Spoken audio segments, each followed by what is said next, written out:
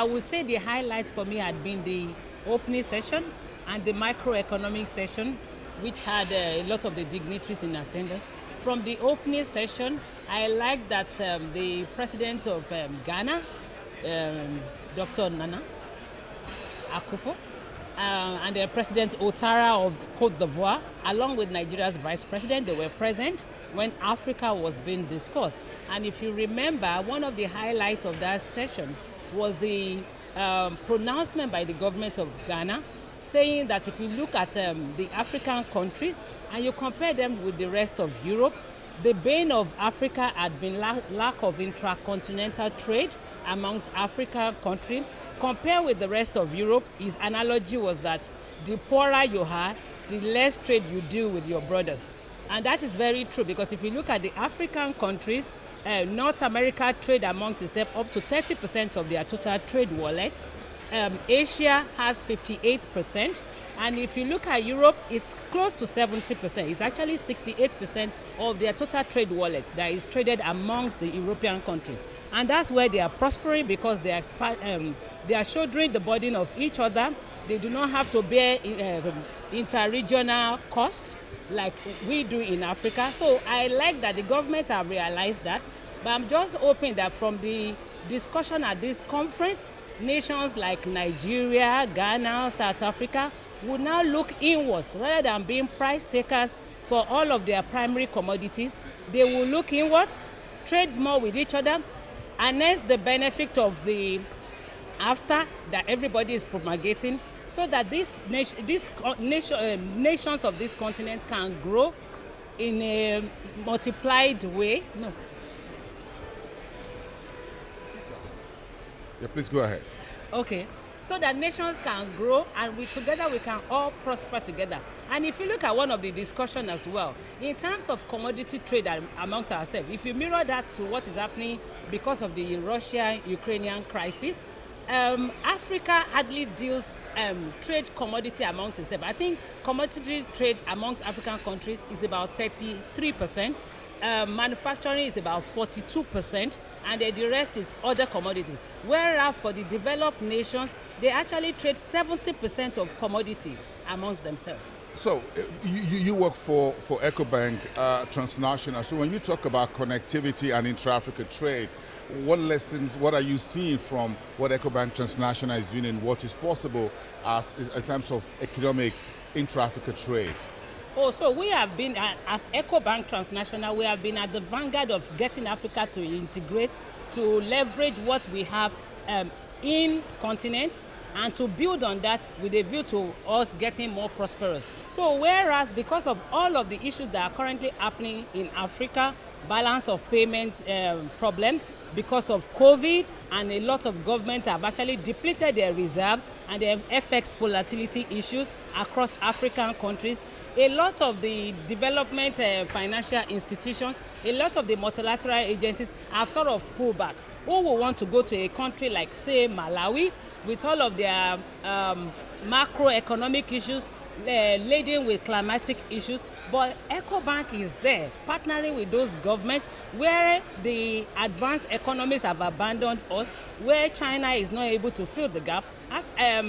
My bank, EcoBank Transnational, is filling those gaps, partnering with African countries, building infrastructure, financing infrastructural development, financing trade, building on the payment platform across 33 countries to leapfrog Africa, so that, as against incurring costs in terms of a payment system, we're removing, in conjunction with, say, the likes of Afrexim, we're trying to recoup about $5 billion of annual deficit from using overseas correspondent bank from the PAPS platform, in order for us to at least cut the lag in trade, cut the slack, reduce transaction cost, so that we can compete effectively with the rest of the world. So those are some of the things we're doing right now. at the Africa CEO Forum here. It's the second year, and you're talking about deals. This is also about networking, looking for new opportunities and all of that. Are there new deals that are on the table for you folks at EcoBank International? What are you working on? Are you meeting new partners? Are you looking, warming up old relationships in terms of businesses and colleagues here at the forum? Absolutely. So some of those deals I won't be able to tell you because of client confidentiality, organizational confidentiality, until we have the mandate that we can actually share some of those information. But in terms of meeting who is who, we have a number of our clients across 33 countries in Africa, across our regional operations in Europe, Paris, China, and even in the United Kingdom. As you know, we have a full-fledged international banking operation out of Paris. So we have a lot of clients. I mean, if you look at this exhibition hall, a lot of our countries are there. Who is here that does not bank with EcoBank? So we've done a lot of. This morning, I was honored to meet the vice chairman of MasterCard, along with the rest. So many CEOs, organizations, presidents of nations. Yesterday we were with President Ouattara, listening to who is who, right? What is important is not just to meet these people, is to leapfrog it and take it forward. So beyond the CEO conference, I must doff my hat for the originator of this conference. It's wonderful for you to bet a dream and see it become so big. The conference had close to 2,000 people in attendance. What we are now going to do, we've signed some significant deals in payments on how to mobilize the payment platform to actually leapfrog the agricultural economies in Africa.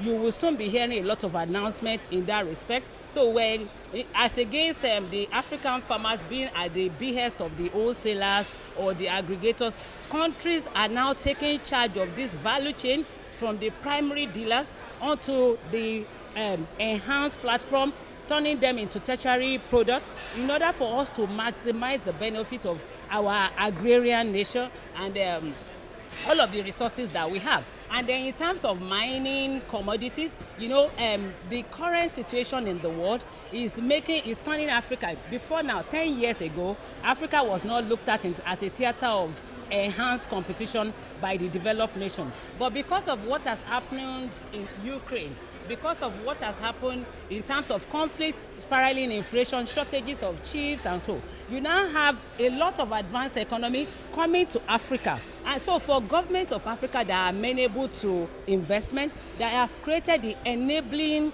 platform, that have ease of business, that have infrastructure that can propel their trade. So I operate out of Lome.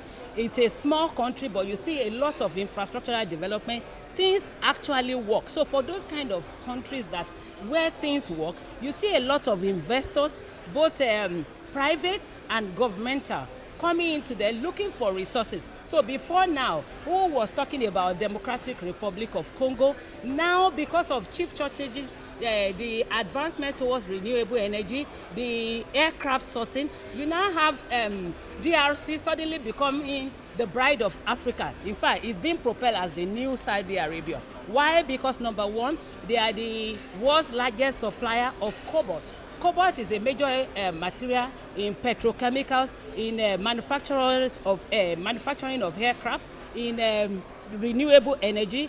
They have also copper. They are the fourth largest producer of copper. So that is the new oil based on Goldman Sachs estimate. And you have so many other countries like that. Nigeria is not left behind. It's just for us to now put a framework around mining operations in Nigeria, such that this is not only about illicit mining, it's a structured mining so that we can maximize benefits. Everybody is looking for partnership in oil and gas, in mineral resources, in everything that Africa has to offer. We're blessed, we have abundance of resources. If we lose this momentum, if we lose this moment, I don't know when we will have this kind of opportunities again.